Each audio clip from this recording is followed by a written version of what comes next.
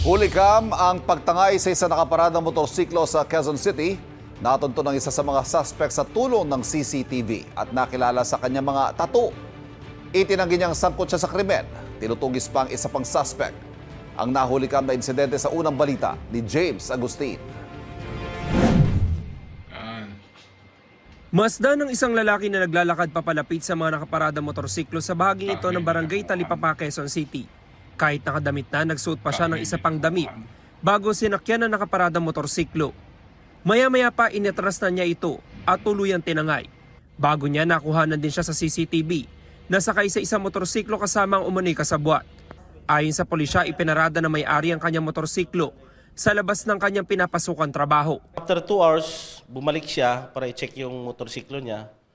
Ngayon, pag kasi kukunin niya sana yung pagkain niya na iwan niya sa U-box ng motor niya, nagulat na lang siya, wala na yung motorsiklo niya. Naiwanan niya itong susi sa motorsiklo kaya madali itong natangay. Nang i-review ang kuha ng CCTV, doon na kumpirma na ninakaw ang motorsiklo.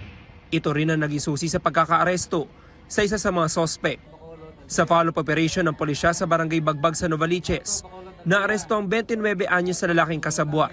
Nakita natin yung isang marking sa isang suspect na merong tattoo sa kanyang kamay. So doon natin na-identify ito. Tsaka meron ng mga prior records kaya natunto natin ito agad. Nabawi mula sa sospek ang ninakaw ng motorsiklo at isa pang motorsiklo na ginamit nila sa krimen. Itinanggi ng sospek ang aligasyon. Wala, di ako kasama doon kung may CCTV. Maharap ang sospek sa reklamong paglabag sa new anti-carnapping law. Patuloy na tinutugis ang isa pang sospek. Maging maingat tayo sa ating mga motorsiklo. Huwag natin itong iiwan sa mga madidilim at walang tao. Lalong-lalo na, huwag nating iiwan ang susi nito nakasuksok lang sa susian. Ito ang unang balita. James Agustin para sa GMA Integrated News.